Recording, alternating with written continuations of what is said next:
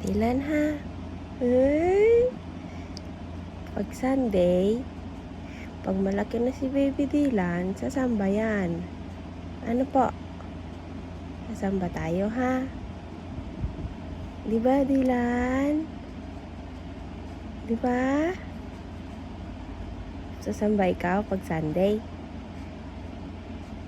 Sama tayo nila Papa at Mama.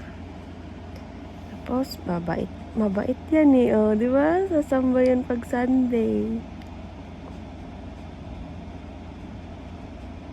Ha? Bait naman. Love you ni Mama.